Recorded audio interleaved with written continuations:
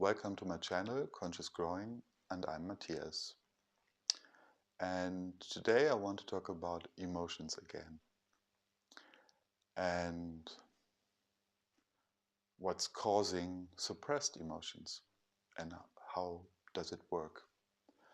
And it's very easy explained because what happens when a child experiences some difficult situations, let's say this child feels anger, strong anger, and the caregivers say, "Stop being angry, shut up, go to your room. We don't want to have your anger right now. You're disturbing us. This is appropriate, don't do it." And this very often happens. Just an easy, simple example. So what happens then is that this child is sitting in his room and starts to ruminate and to think, wow, this was so unfair. I had this feeling, but I was not allowed to have it. So I hate my parents. They're not open for my needs and so on. So and then you sit there, and then the anger gets even stronger, but it goes inside because it's not allowed to express. And usually the child doesn't know how to do it because it had never been shown. So this is an easy example. And another example can be abuse. Then it's even stronger. Imagine a father abuses his own child. And then he says, "You shut up, you don't tell anyone. If you tell anybody, I'm gonna hurt you. You don't do it." And then this child is traumatized. And it doesn't now know how to handle this. In most of the cases, the children don't speak to anyone about it because they are so scared and they believe the father will do it. And then they go up to their head and they think about it and trying to work it out. How can I get out of this situation? But there's no solution. So what happens? This emotion of despair, of rage against the own father is suppressed. This is a more intense example. And then we have many, many, many other examples. And then it's quite likely, if this isn't processed, we add some new stories and situations. And again, let's say the abuse goes on for weeks, months, years. The neural pathway grabs deeper and deeper. And this person, this child or teenager, gets even more tensed and frozen, scared of this father. Or in the other example, again and again, you feel the anger, you have more anger because you were not allowed, and then in the second occasion you weren't not allowed to show this anger, and then the next time too, and then this builds up.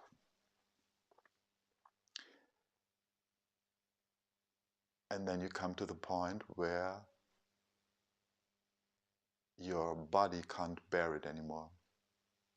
The body is a container. And as long as when there is nice emotions, happy emotions, the system is in some kind of a flow. But if there are these suppressed emotions, then I would say we all have them up to a degree, then when these emotions are not processed, we get more tensed and we become more fearful. And these old energies are stuck in our, our system. And then the question is, how can we do it? Because what happens then, when you have symptoms, when you feel anxiety,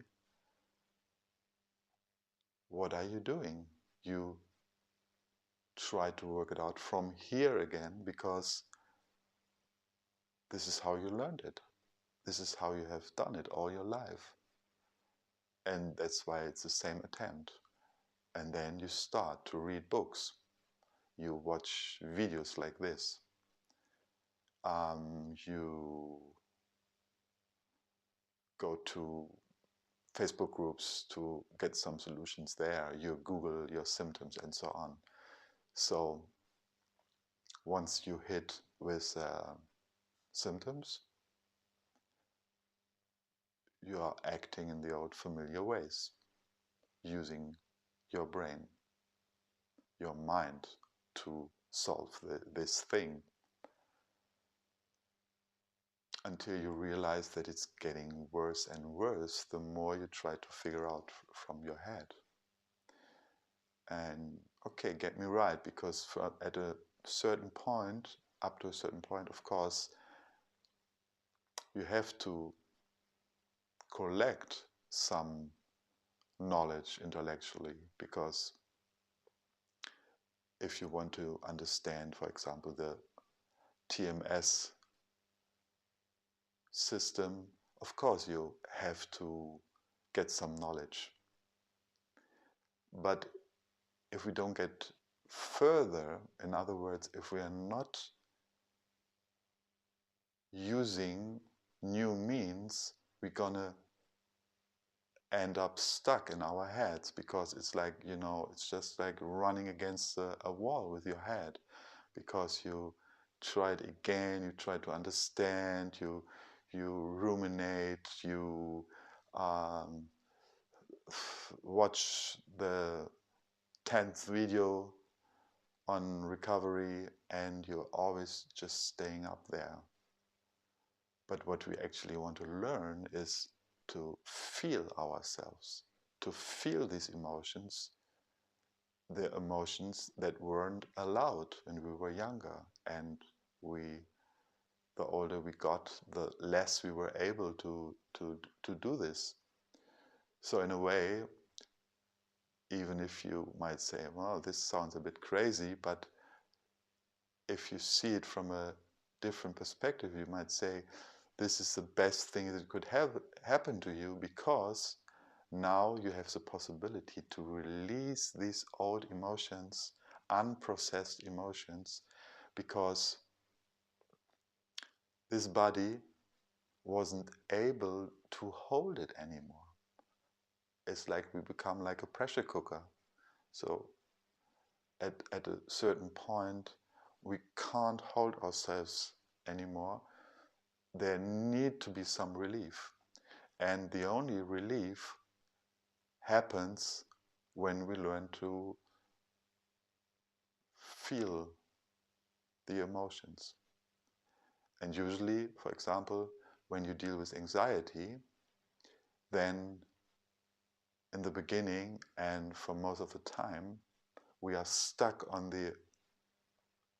just on the physical symptoms of anxiety.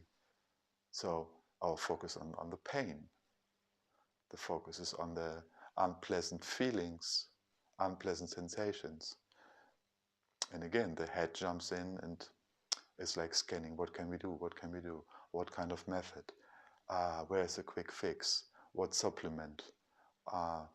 Who's a specialist to get me rid of this, and so on. So again, it's the head. And then the more you're into it, you see it doesn't work anymore. It worked up to a certain degree your whole life. You were functioning, but now we're just caught up by our past. And that's good. once you can see this, because then you can start to work on it.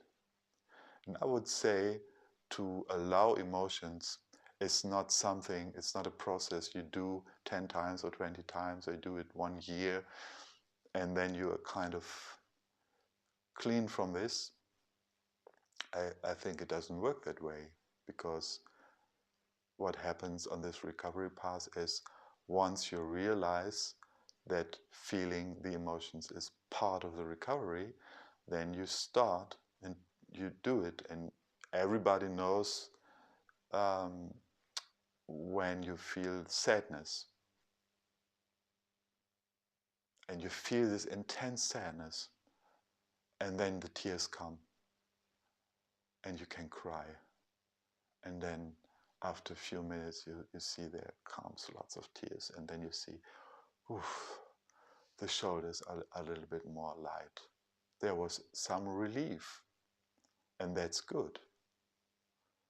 And by the way, I would say sadness is one of the easier emotions to process.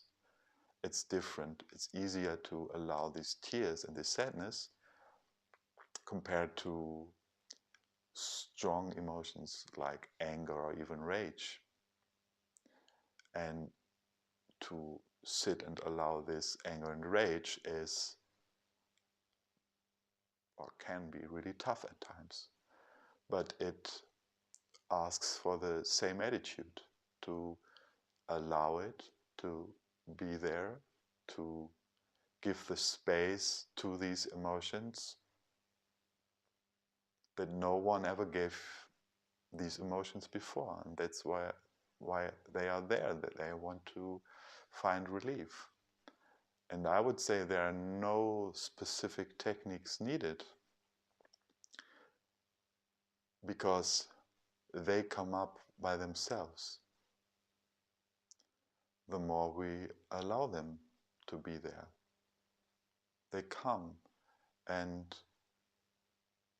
very often, as I said before, there is anxiety, and the focus is on the physical symptoms, on the anxiety itself, the adrenaline in the system, the tension, and so on. But underneath this anxiety, there's always emotions. And once you identify, when you're with yourself and you realize, okay, I feel this anxiety, but there's also this feeling of anger. Let's come back to this example. And then you feel the anger, and the anger is more in the foreground maybe. So you can shift your attention to the anger and say, okay, the anger is allowed to be there. I give permission. I give space to this anger. I'm present for myself. I'm present for this unimpressed, expressed emotions. And you have to take to account that it might come back again and again and again. And it goes through different layers.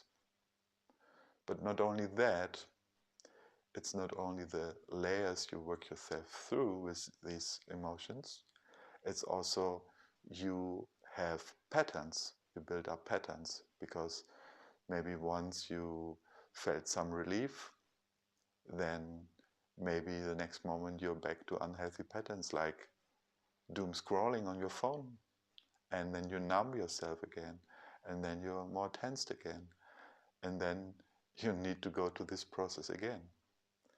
But get me right, it's absolutely normal. It's normal that we go back to this pattern, but or patterns, better to say, and it's important to realize this, that this is part of the journey, and this is also one of the main reasons for setbacks, because you go back to the old patterns, and then you get tensed up again, and then you have to take another round and another round. But the more you cultivate this new way of being with yourself and By cultivating, I mean to check in every now and then and just to see, how do I feel right now? What do I feel? I'm in the supermarket, I'm consuming, but underneath, what do I feel right now? Maybe there's some sadness, and then I can say, okay, I realize there's sadness, and I give permission for the sadness. Because before you would maybe consume, consume, consume, you see there's this sadness or this anger underneath, and you don't want to feel it, and then you consume more just to ignore the feeling. This is what I mean with patterns we build around this, and everyone has. There are reasons why we end up in this state, and some are very similar, and then everyone got his own taste, of course. But to break it down, the main thing is to learn to feel these emotions when they come up, or even feel the sensations, whatever is in the foreground. And then the question is, are you able to do it on your own? Do you need someone? I would say both ways are possible and good. And if you have someone who can give this physical space in a therapy session, wonderful. I mean, this is great, especially is when this person is specialized on the somatic level. Because I would say you can't think yourself out of it, because this is what you have done all your life. And that the proof is that this hasn't worked. So we need a new decision, to make a new decision. And I can share here, when I came to this understanding more and more, I realized that it's not so easy, because I immediately went up to my head when it got really intense. So, oh no, no, no, no, no, no, there it is again. And then, oh, again, so, oh, what can I do? And then really to allow it, look at my own resistance, and really allowing to feel the most difficult emotions and states. And it's like riding a wave. They come with intensity, like a tsunami at times. Seems so overwhelming. But if you're able to allow this and let it go through the body as good as you can, stay as present as good as you can, don't add thoughts, and just being with this raw experience, as compassionate as possible for yourself, because this is rough and it's a rough thing to do. But I also can say that I believe that this is possible to do it on your own, once you understand these principles and how these things work, because this already helps so much when you're able to see, this is what's going on. It's highly unpleasant, but in a way it's helping me, it's cleaning, I'm cleaning my system. And when I have less resistance, this process can happen over and over again. And because I think the body and the system always just lets us in experience what we can handle. You don't get crazy. Sometimes it feels like getting crazy. And sometimes we really have to stand in the fire and say, okay, these thoughts say we're going crazy. And you have to say, okay, we're going crazy. I'm okay with this. Let's go crazy. Because when you resist Say, I don't want to get crazy. Oh, I think I get crazy. So then you tense up again, and then you have resistance against this experience. And guess what? This feeling of I'm getting crazy will get stronger. Still, you won't get crazy, but you will experience more intensity of this state. So that's why with time it's so important to see this aspect of allowance, to say, okay, I don't need to find it good. I don't accept this state. This is a misunderstanding. It's not like I accept it and mentally, but I want to get rid of the symptoms. That's why I accept and cross my fingers and pray that it will work. But this is not the way how to do it. It's like having this willingness to experience unpleasant sensations as long as they are there and they have their time. The less resistance you have, the sooner they pass. And then you make experiences like, oh my God, I can handle this. I handled it last night. It felt terrible, but I handled it. And this is a moment to celebrate, to say, wow, I'm stronger than I thought. I was able to experience this. So this builds up some momentum, and you can say, okay, if I could handle that thing, then okay, so bring it on. So you're growing into it. You get stronger. You don't run away from the sensations anymore. You let them come. You process your emotions in a way, and then you get lighter and lighter and lighter. And again, I know how hard it can feel, and you might even think, I can't handle this, I can't manage this. But still, I would say it's possible when you have no support, you can do it in small doses. You can say, okay, I allow this for 10 minutes today, but then it's even more you have done your whole life. And then, okay, maybe you after you have done this for a couple of minutes, you shift your attention back to something else.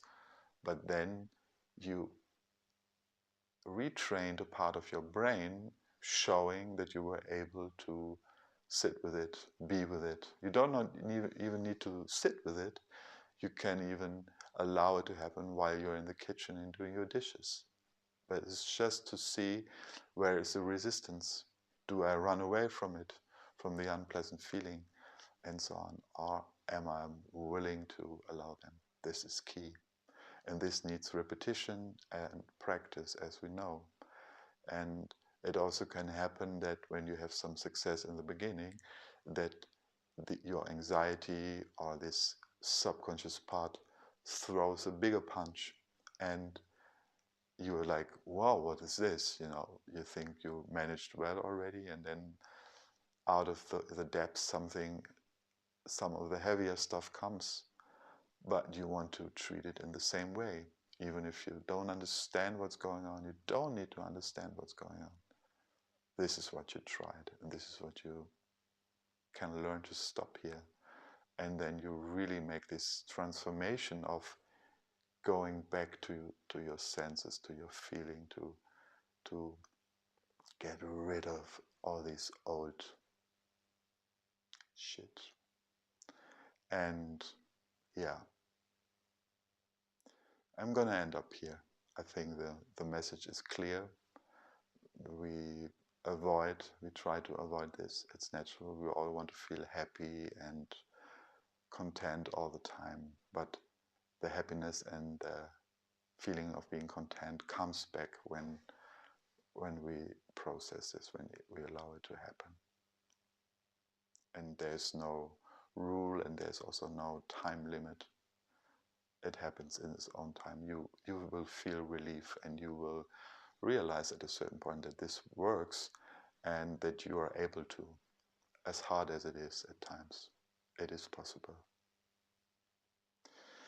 So it's one day before Christmas, so I wish everyone a happy Christmas, and hope that you have some nice moments, and we're gonna talk soon. Bye for now.